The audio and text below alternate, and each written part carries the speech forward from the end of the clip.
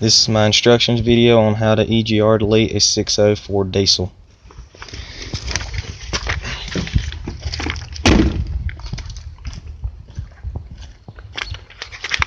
First thing you're going to want to do is drain the coolant.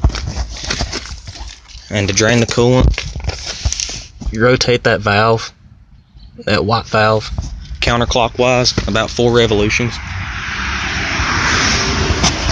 You can remove this cap, help it drain faster. And here it's got a little bit of pressure on it. You release the vacuum, and it'll help it relieve the pressure in it. You'll be able to draw a vacuum as it's pulling, so it'll come out easier. Next thing you want to do is remove the alternator. To remove the alternator, you got a 10mm bolt and that red wire right there, a plug in down below that. Remove the serpentine belt. Remove these 3 14mm bolts. Pull it straight out and everything like that. Here, you're going to want to, right here is where the EGR itself goes. And you unplug this plug here. You can take that out. Take the EGR valve out now or later. I usually leave it in, but some people like a little more finger room or whatever when they're taking intake out. But the next thing you want to do is pull these pull tabs out that holds the wiring harness cover. Hold it up with a bungee cord. Go ahead and undo these 11mm bolt nuts for these clamps. Pull your intake or your turbocharge pipes off. 8mm here. Go ahead and remove your intake boots and everything like that. And everything. When this is pulled up and everything, you can go ahead and remove your oil filter, fuel filter housing. I think those are star head. They're like a T45, if I ain't mistaken. You got a couple plug-ins. Remove those because you're going to need the wiring harness completely out of the way. Here, take that 10mm out here, bend it up so you can pull it out, so you can fully in there. You know you done do the hose.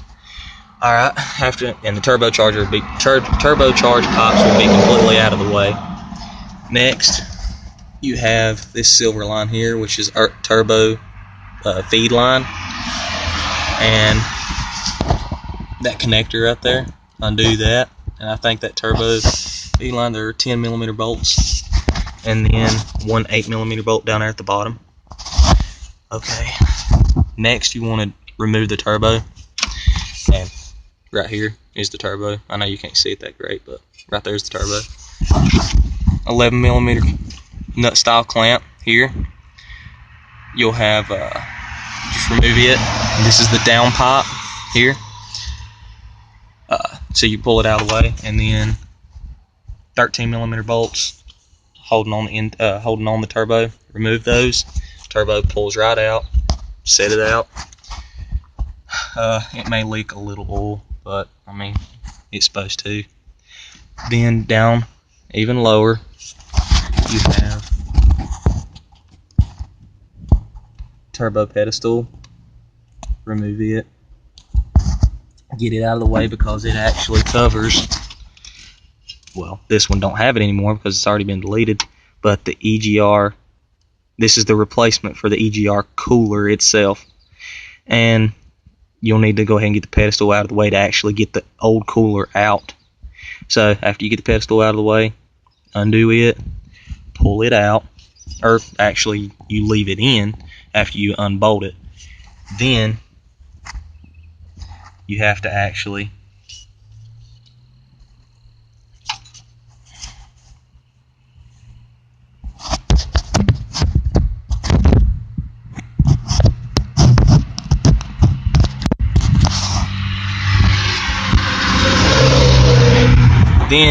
remove the intake, and this is actually one whole piece.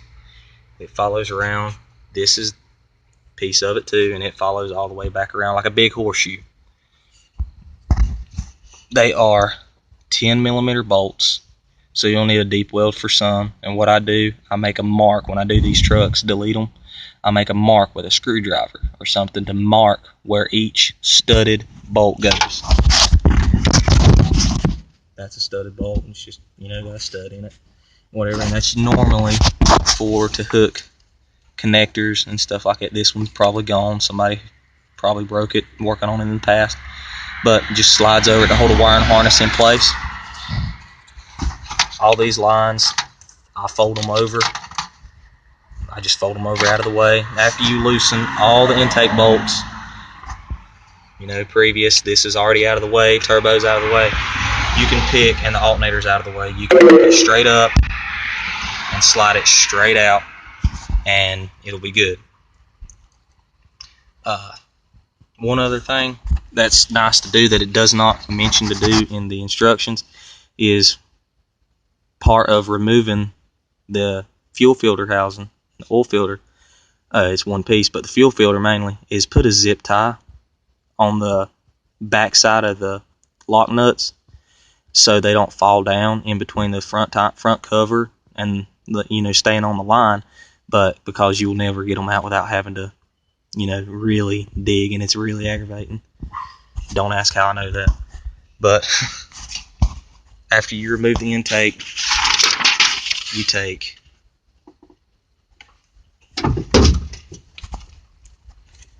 you can clean the surfaces and everything like that and lay it out the side so it'll already be done. Then you can do the remove the EGR out of the bottom and replace it with the pipe and new O-rings and the rubber hose where you see that little clamps holding it on and everything. Take all that, and then you basically just reverse the process. And after you get all that on, you can go back to the very back to the up pipe. I know you really can't see it, but I can barely even get my hand on it. The up pipe here, which is behind the down pipe, comes in the kit. You'll need it because it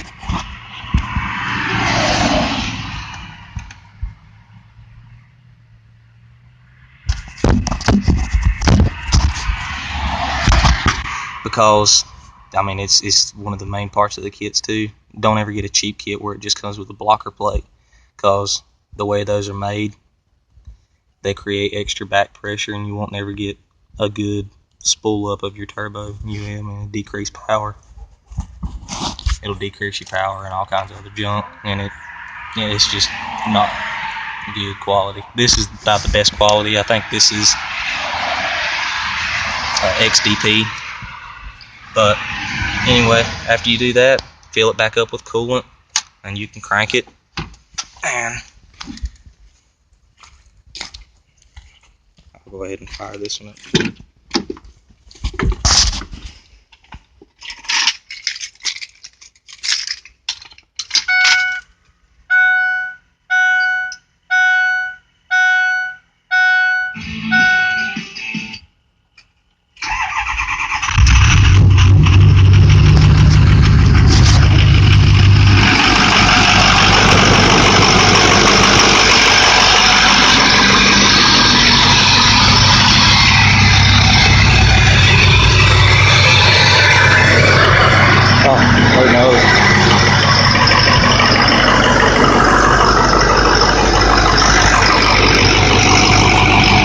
And that's it.